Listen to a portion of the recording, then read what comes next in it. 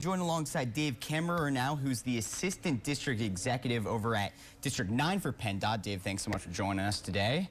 Thank you. Coming off a couple busy days, I'm sure. Yes, a little winter weather over the weekend. Yeah. It's that time of year. Right on cue, right? And it's looking like it's not stopping anytime soon. Our weather team is predicting some more stuff coming, perhaps this weekend maybe, but we want to go over some, safety tips, do's and don'ts, driving tips, and things like that. So let's start off with when you see a PennDOT truck, do's and don'ts with that. Sure. So when you see our plow trucks, we just ask to stay back. Take your time. Don't pass plow trucks. They will pull off from time to time. They have to get some more material back in the back of that bed to spread on the roadways. So they will pull off and let you by. We asked, the road's always going to be better behind the truck than it is in front of the truck. So that's another reason to stay behind the trucks.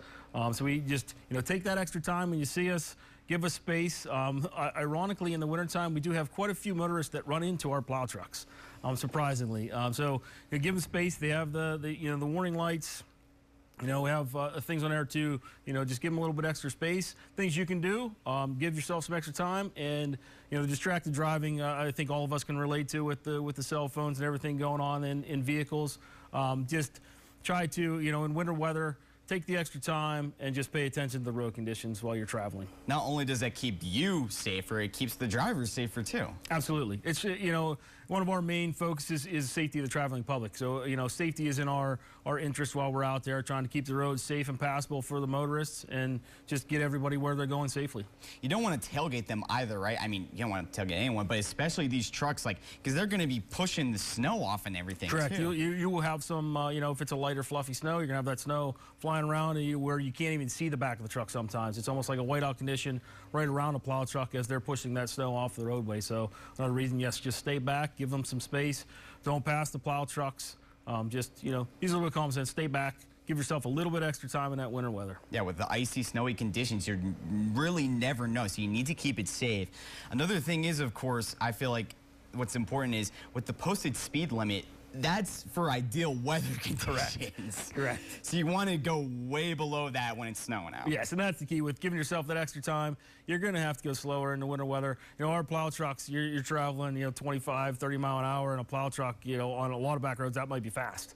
Yeah. So, they're going slow. They have a job to do. And you need to take a little bit of extra time in your personal vehicle. Give yourself that extra time to get to work. I know a lot of people run late to work all the time. Give yourself some extra time in the winter weather so you can get there safely. You got that holiday rush going on. Yes. Yeah, but no, just let them do their thing with that.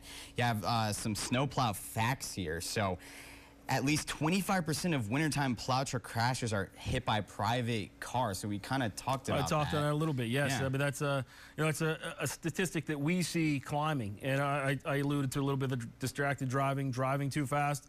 Running into the back of our plow trucks. We want you to stay back. We do have a lot of people run into our plow trucks and hit them. So, yes, give yourself that extra time and stay back to avoid the plow trucks and those incidents. Yes, definitely lots of things to keep in mind. Just some, general driving tips as well. I mean, yeah, you talked about the extra time. And, I mean, you want to start slowing down earlier too, right? If you see a light coming up, it's changing the red. That's another thing to keep in mind. Correct. Too. Pump your brakes, slow down well in advance of if you have a stop sign coming, if you have a red light coming up, if you have stopped vehicles or a plow truck, start slowing down earlier. Pump your brakes. Make sure you got good traction there, and just give yourself a little bit of a cushion in the winter weather. A little bit of leeway. Make sure you're using your turn signals, and you mentioned no distractions. Absolutely. Yes. Yeah. Absolutely. Yes. So. I want to go over some statistics that you guys have. So District 9, by the numbers, you guys cover over 8,000 snow lane miles. Correct. So nearly 8,400 snow lane miles in our district. We comprised of 6 counties: Cambria, Somerset, Bedford, Blair, Fulton, and Huntington counties in our region in that 8,400 miles. And I think interesting statistics from a statewide standpoint is there's more miles in Pennsylvania, state miles, than there is in New York and the entire northeast of the United States combined. So we have a lot of state roadways within Pennsylvania that PennDOT services. Yeah, and especially in this area with, all of the different levels of elevation and things like that. You guys are constantly on the ball, and you guys are really there for us drivers when we really need you. Absolutely. And with Cambria and Somerset counties in particular, and the Laurel Highlands there, They're usually number 2, number 3 in the state as far as snowfall goes, behind usually Erie County. So you're, around 80 inches of snowfall in Cambria, Somerset counties. And you alluded to it, with that elevation, Mount Davis being the highest point in Pennsylvania. When you get on top of that mountain, that elevation is a big difference when it comes to the snowfall. It's a completely different world when you drop down off the mountain here to Altoona, or you drop over into Blairsville in Indiana County. It's a completely different weather conditions than you have on top of that hill. Right, yeah, a lot of different adjustments just in this area, right? But yes. So you guys also offer great opportunities as well. Of course, it's a state job. You're getting all those state benefits, if you want to talk about that. Correct, and I don't think, a lot of people don't talk about enough.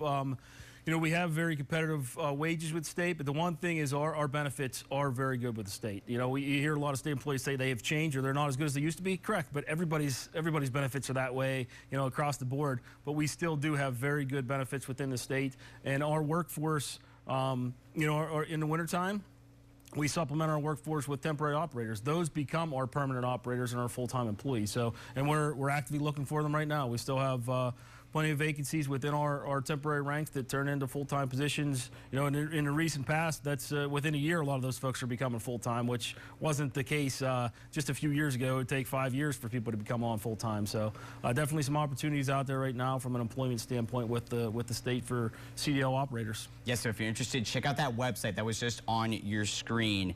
They got plenty of opportunities over at PennDOT. Dave, thank you so much. We really appreciate it.